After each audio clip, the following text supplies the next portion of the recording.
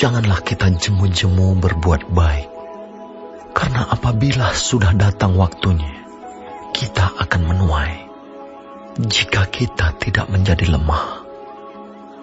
Karena itu, selama masih ada kesempatan bagi kita, marilah kita berbuat baik kepada semua orang, tetapi terutama kepada kawan-kawan kita seiman. Camkanlah ini. Orang yang menabur sedikit akan menuai sedikit juga. Dan orang yang menabur banyak akan menuai banyak juga. Hendaklah masing-masing memberikan menurut kerelaan hatinya. Jangan dengan sedih hati atau karena paksaan. Sebab Allah mengasihi orang yang memberi dengan sukacita. Dan Allah sanggup melimpahkan segala kasih karunia kepada kamu, supaya kamu senantiasa berkecukupan di dalam segala sesuatu, dan malah berkelebihan di dalam pelbagai kebajikan.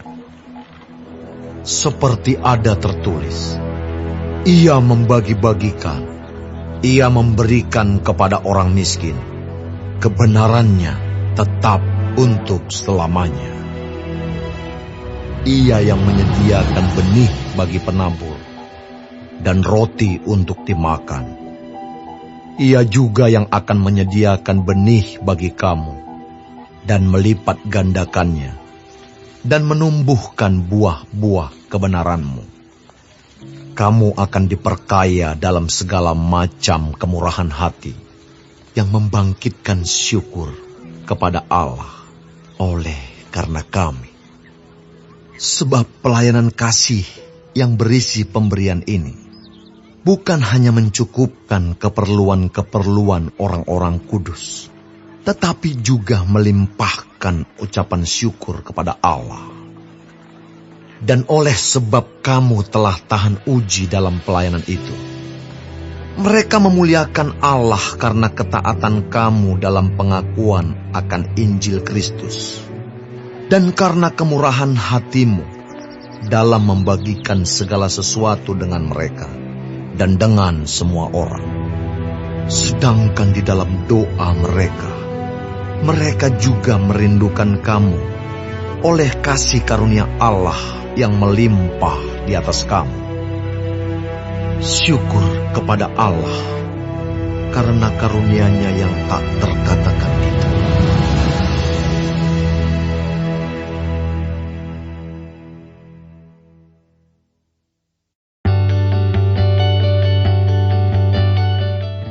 Halo adik-adik, selamat pagi. Berjumpa lagi pada pagi hari ini di dalam pelajaran yang terakhir ya, pelajaran 13 dari triwulan kedua. Jadi minggu depan kita akan mulai masuk di dalam pelajaran ke triwulan ketiga. Nah, belajar banyak tentang keluarga ya di dalam triwulan kedua ini. Mudah-mudahan saya berharap adik-adik bisa mengingat setiap pelajaran atau mempelajari setiap pelajaran yang sudah kita pelajari dari minggu ke minggu, dan kemudian adik-adik dan saya juga tentunya coba menerapkannya di dalam kehidupan kita. Nah adik-adik, kita belajar pada pagi hari ini mengenai keluarga yang murah hati. Ya, bagaimana sih kata firman Tuhan tentang keluarga yang murah hati? Tapi sebelumnya kita akan berdoa terlebih dahulu. Bapa di surga, kami bersyukur kepadamu karena pada pagi hari ini kami boleh kembali belajar tentang firman Tuhan. Kami bersyukur minggu demi minggu yang kami lalui, Tuhan banyak mengajar kami khususnya triwulan ini tentang keluarga. Bapa, kami berdoa biarlah dengan pelajaran ini kami boleh menjadi salah satu anggota keluarga yang boleh memuliakan nama Tuhan dengan menempatkan kami sesuai dengan kehendak Tuhan. Kami berdoa melalui pelajaran ini, ajar kami Tuhan supaya kami boleh belajar sesuatu tentang kemurahan hati. Terima kasih Bapa, terima kasih untuk setiap hal yang sudah Tuhan berikan bagi kami. Di dalam nama Yesus Kristus kami berdoa. Amin. Adik-adik, apa sih di dalam Galatia 6 ayat 9 dan 10 dan juga 1 Korintus 9 ayat 6 sampai dengan 15. Nanti itu akan diterangkan oleh Pastor Alex ya. Saya ingat satu buku pernah saya baca, saya pernah PA di dalamnya. bahwa apa yang kita miliki itu bukan kita miliki sebetulnya. Apa yang ada pada kita itu semuanya itu hanya Tuhan berikan bagi kita supaya kita bisa menjadi pengelola. Artinya pengelola itu kita bisa mengatur segala sesuatu yang sudah Tuhan berikan bagi kita, untuk kita atur dengan penuh tanggung jawab dan kelola dan atur dengan baik.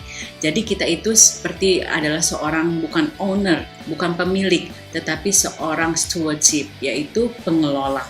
Nah adik-adik, apa yang nanti kita akan belajari dari paparan Pastor Alex, apa fungsi dari kemurahan hati ini di dalam menolong keluarga, di dalam membantu orang lain, di dalam membantu mendukung pekerjaan Tuhan. Yang pasti bahwa apa yang kita miliki, adik-adik harus tahu itu, kita salurkan juga untuk orang lain. Jadi jangan kita terus memiliki dan semuanya digunakan untuk kita. Tetapi kita harus melihat bahwa di dalam Lukas 6 ayat 36, Tuhan Yesus sendiri berkata, "Hendaklah kamu murah hati, sama seperti Bapamu adalah murah hati." Karena Tuhan sendiri atau Bapa kita di surga adalah seorang yang murah hati. Oleh karena itu, Dia menginginkan kita, anak-anaknya juga murah hati, sebagaimana yang Dia katakan kepada kita, terlebih berkat memberi daripada menerima. Mungkin adik-adik berkata, loh kan saya belum menghasilkan sesuatu. Apakah yang dapat saya berikan bagi teman-teman saya atau bagi gereja atau bagi yang lainnya juga. Nah, adik-adik bisa melakukannya dengan membantu orang lain ya.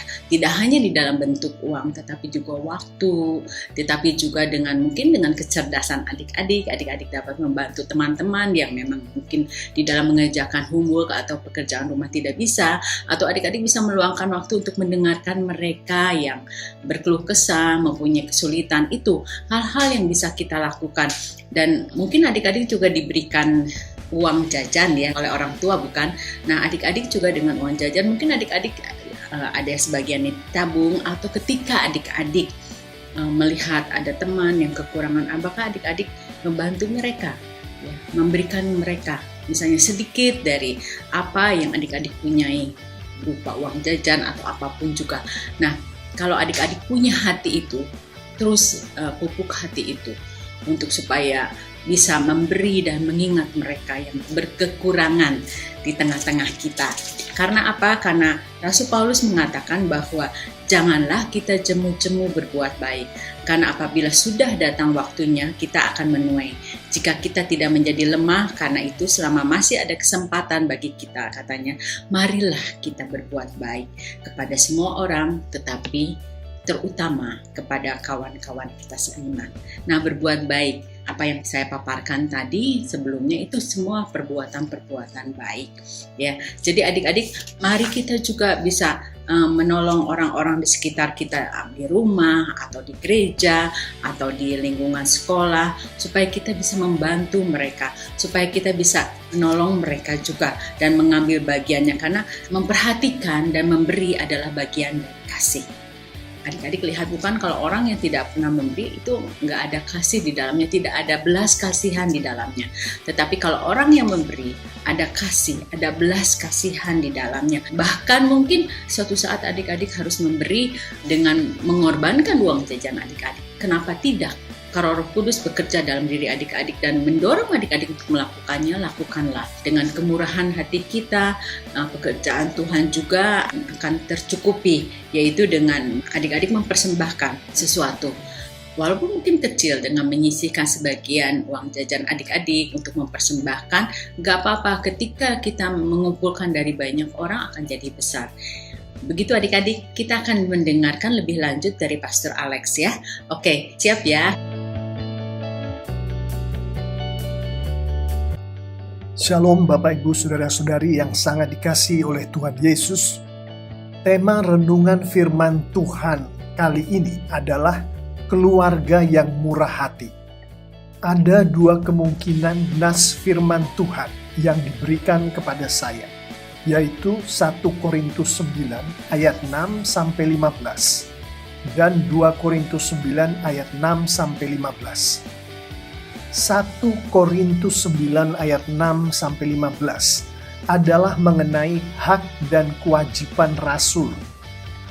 2 Korintus 9 ayat 6-15 adalah mengenai memberi dengan sukacita membawa berkat. Untuk tema yang kita renungkan kali ini, yaitu keluarga yang murah hati, maka saya akan merenungkan dari 2 Korintus 9 ayat 6-15 mengenai memberi dengan sukacita membawa berkat.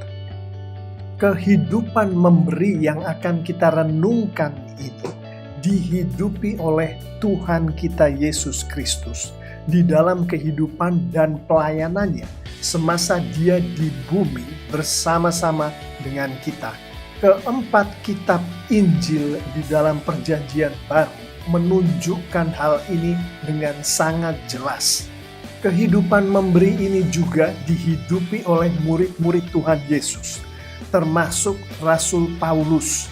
Kita bisa melihat ini dari surat-surat Rasul Paulus di dalam Perjanjian Baru, termasuk surat Rasul Paulus kedua kepada jemaat di Korintus, pasal yang ke-8 dan ke-9. Kehidupan memberi ini semakin digalakkan oleh Rasul Paulus, terutama pada saat semakin banyaknya janda-janda yang membutuhkan banyak kebutuhan, sebagaimana bisa dilihat di Kisah Para Rasul 6 ayat 1-7. Dengan semakin banyaknya umat Tuhan yang sudah lanjut usia yang berziarah menuju ke Yerusalem, di mana kita bisa lihat di Kisah Para Rasul 4 ayat 32 sampai pasal 5 ayat yang ke-11.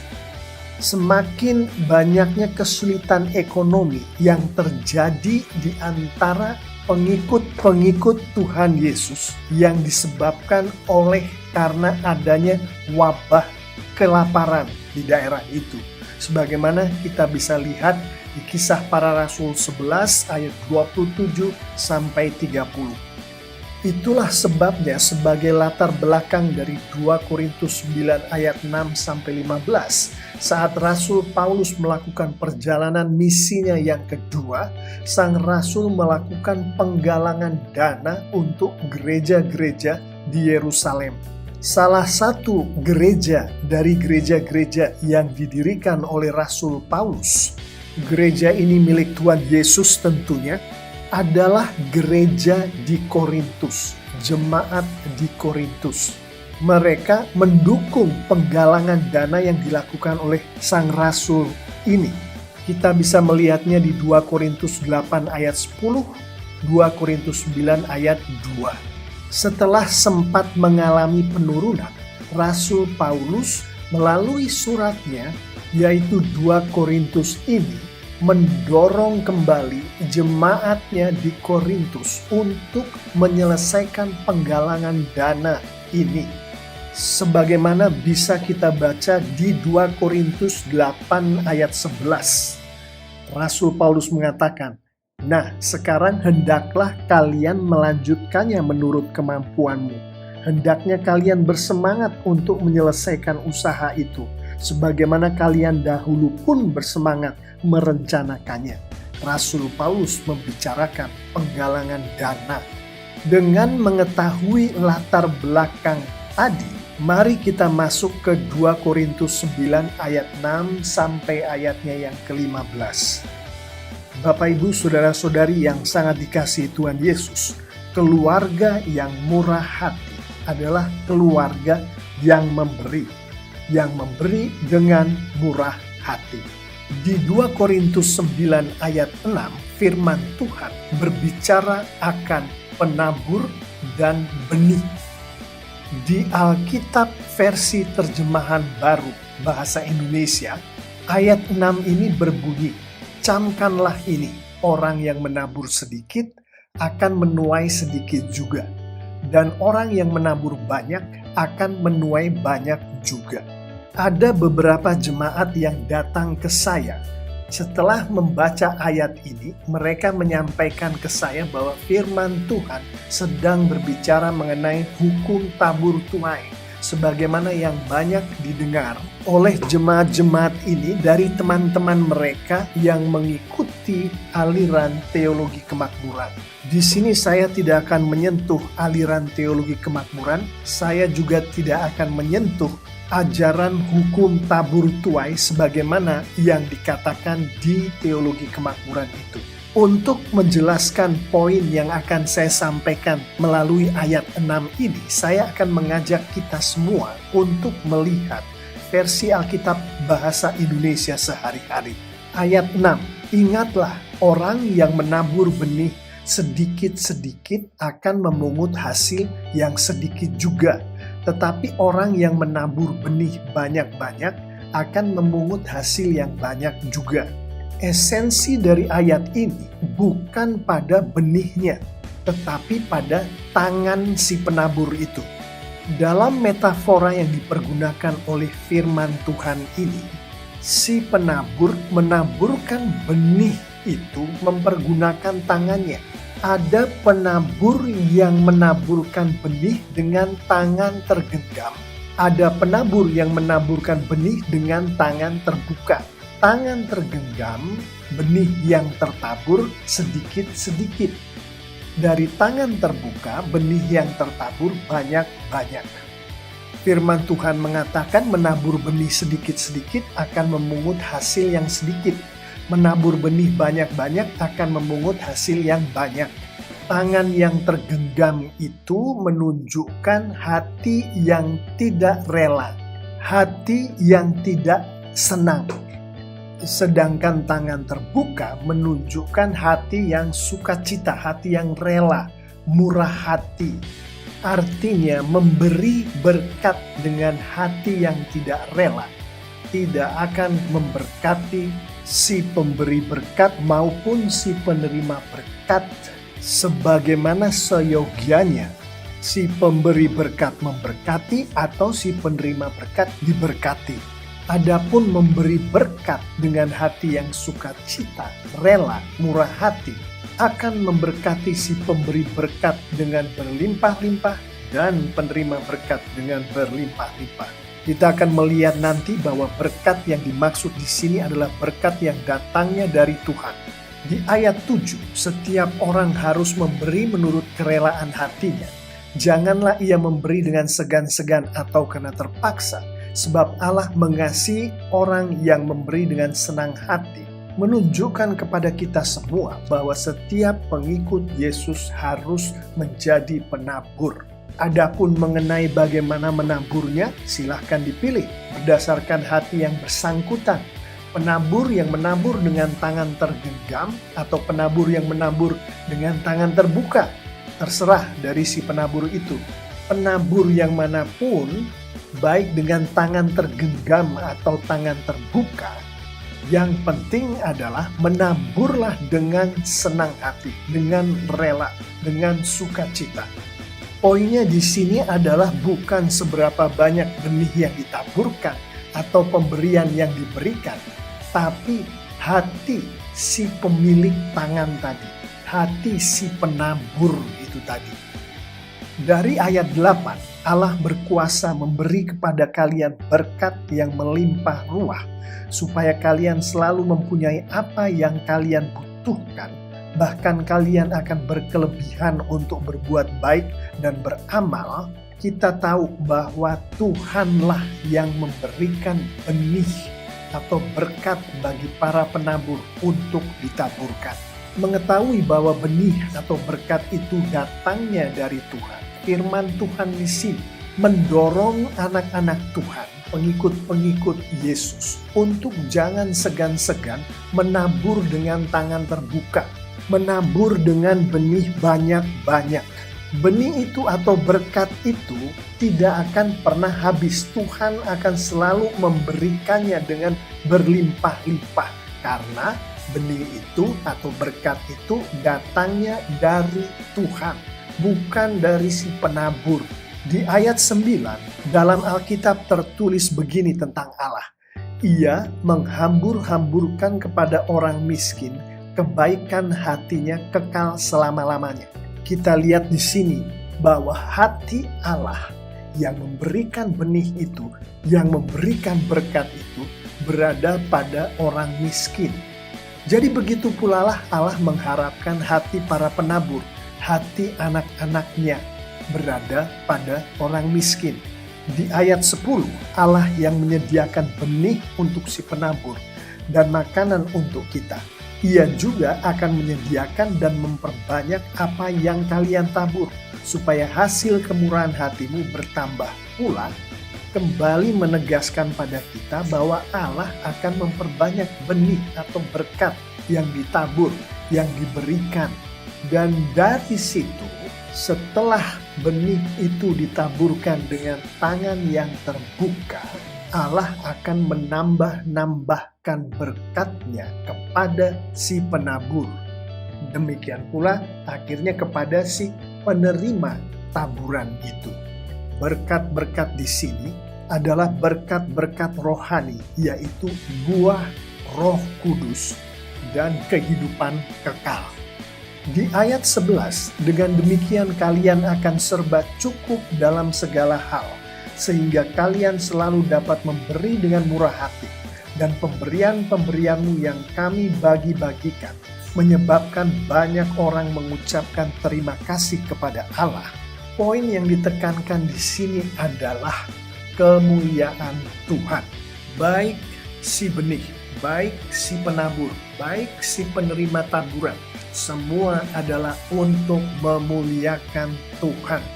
Ayat 12, sebab perbuatan baik yang kalian lakukan ini bukan hanya akan mencukupi kekurangan umat Allah saja, tetapi juga akan menyebabkan banyak orang berterima kasih kepada Allah, menunjukkan kepada kita bukan hanya si penabur dan si penerima taburan yang memuliakan Tuhan.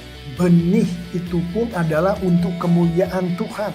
Dan kemuliaan Tuhan adalah juga melalui umat Tuhan saling mencukupi satu sama lain. Melalui benih yang ditaburkan, melalui berkat yang diberikan. Di ayat 13, dan dari kebajikan yang kalian tunjukkan itu, banyak orang Kristen di Yudea akan memuji Allah karena mereka melihat kesetiaanmu terhadap kabar baik tentang Kristus yang kalian ikuti itu. Juga mereka memuji Allah karena kalian sangat murah hati untuk membagi-bagikan kepada mereka dan kepada semua orang lain apa yang ada padamu.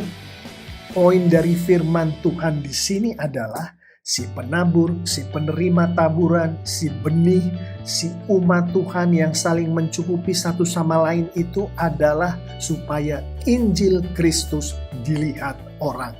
Dan atas Injil Kristus itu, benih atau berkat yang datangnya dari Tuhan itu yang sudah ditaburkan oleh para penabur, sudah diberikan oleh para pemberi, akan membuat penerima benih, penerima berkat mendoakan si penabur, mengetahui bahwa Tuhan sangat mengasihi si penabur ini, si pemberi berkat ini.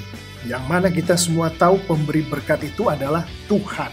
Yang saya maksud di sini adalah tangan yang memberikan berkat, manusia yang memberikan berkat.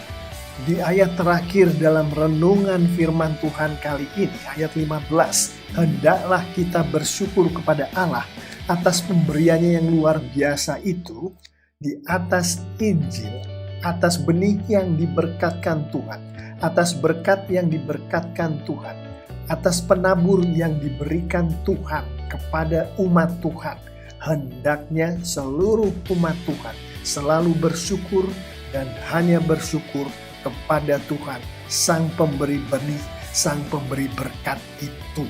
Bapak, Ibu, Saudara-saudari yang sangat dikasihi Tuhan Yesus, demikianlah renungan firman Tuhan untuk kali ini. Mari sekarang kita lihat untuk menutup renungan kali ini, apa artinya bagi keluarga yang murah hati yang adalah tema kita kali ini.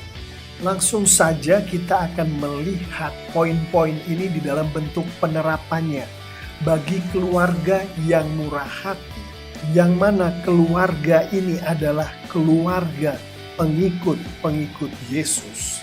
Maka menabur benih yang datangnya dari Tuhan itu adalah keharusan.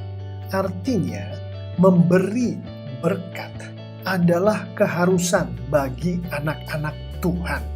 Dan dalam hal ini, memberi berkatlah dengan sukacita. Baik memberi berkat kepada satu sama lain di dalam keluarga itu, maupun kepada keluarga-keluarga lain sesama anak-anak Tuhan, bahkan kepada keluarga-keluarga dari mereka-mereka yang bukan anak-anak Tuhan. Penerapan kedua adalah di dalam menabur benih, di dalam memberikan berkat yang adalah datangnya dari Tuhan, yang adalah milik Tuhan. Kepada siapa? Bagaimana caranya?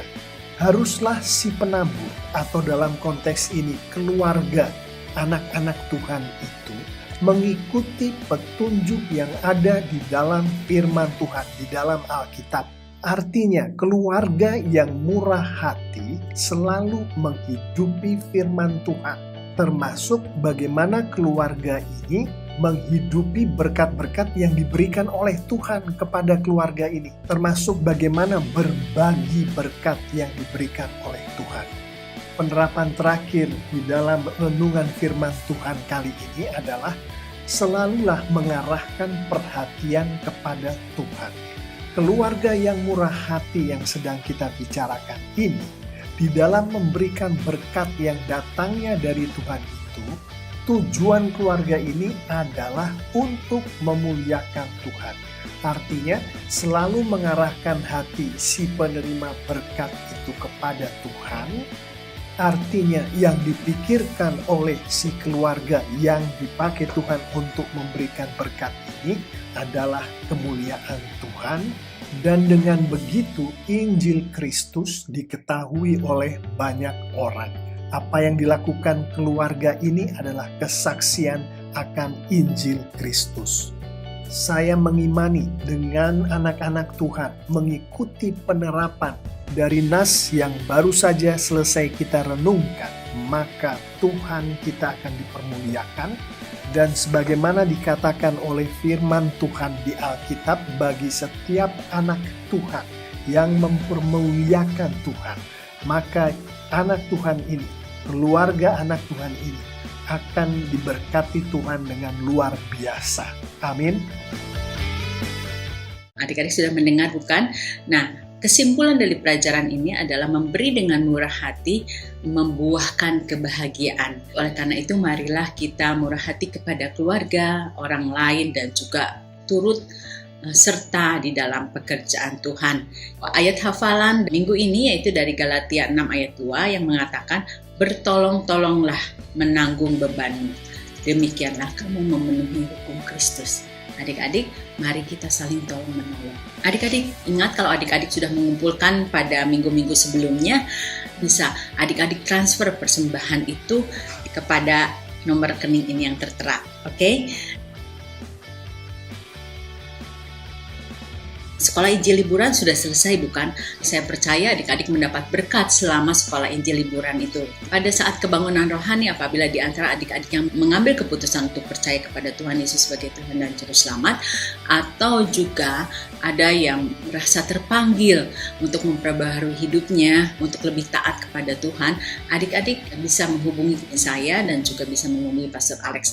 Nanti akan ada pembimbingan lebih lanjut. Nah, adik-adik, kita akan bertemu lagi minggu depan dengan tema yang tentunya menarik dan tema yang baru ya. Tapi sebelumnya kita akan berdoa terlebih dahulu menutup pertemuan kita pada pagi hari ini.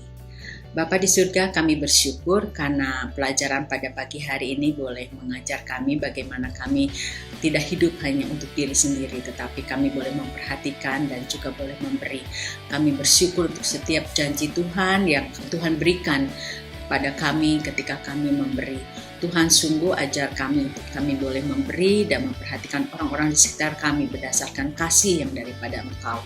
Terima kasih Bapa, terpujilah namamu untuk sekarang dan selamanya. Di dalam nama Yesus Kristus kami berdoa. Amin. Nah adik-adik, saya ingatkan kembali pada saat ini COVID sedang merajalela di mana-mana. Jangan keluar kalau tidak perlu, kemudian tetap menggunakan masker, jangan berkerumun, ya, tetap menjaga kesehatan, cuci tangan, dan tetap menjaga jarak. Ya, jadilah warga negara yang memang membantu pemerintah untuk menghindari atau untuk mengatasi COVID. Selamat pagi adik-adik, sampai minggu depan. Bye.